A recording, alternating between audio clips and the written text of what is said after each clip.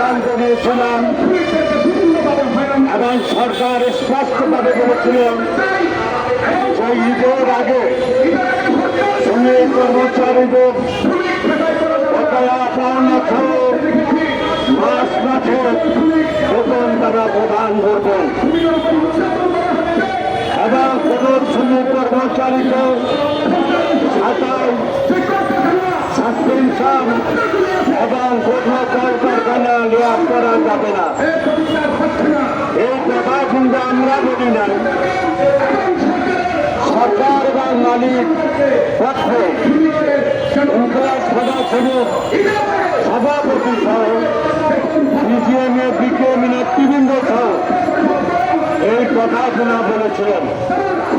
তাই আমরা আবেদন করতে চাই এবং বোনেরা এবং সরকার এবং মালিক পক্ষকে বলতে চাই যে কোনো তৃতীয় মনে কোন শ্রমিক যদি রাস্তা অবরোধ করে কোন শ্রমিকের দাবি কমিউনিশন সাসপেনশন এবং কোন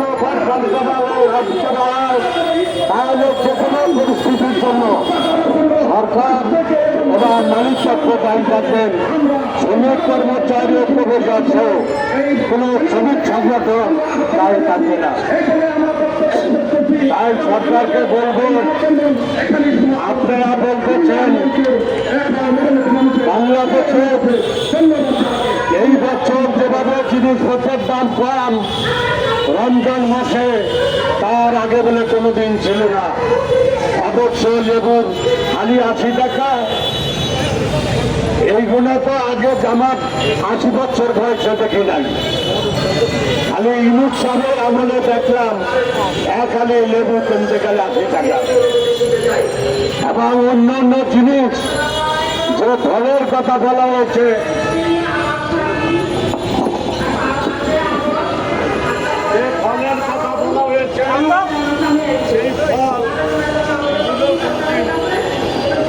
বারোশো টাকার খেজুর 1 কেজি খেজুর কিনে খেতে পারবে না।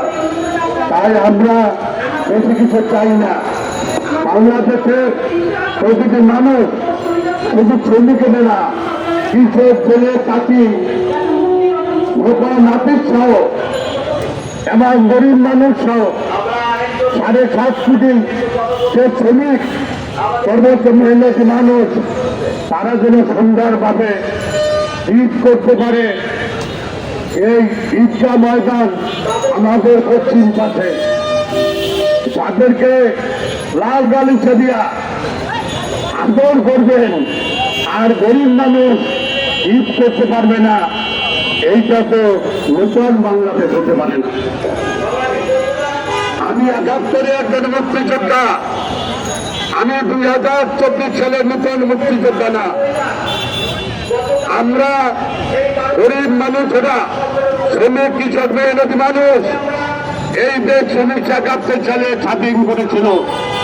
প্রয়োজন হলে আবারও সেই মানুষ এতের কিষাণ কলেজ শ্রমিক অফিসের গ্রামী থেকে আরম্ভ করে সবাই ঐক্যবদ্ধ হয়ে 1982 সালের 84 সালের মতন যেন আর না কিছু করতে হয় এই কথা জানিয়ে শ্রমিক ভাইদেরকে ঐক্যবদ্ধভাবে সারা বাংলাদেশে শ্রমিক কর্মচারী ঐক্য পরিষদের যে দাবি তা বাস্তবায়ন করবেন।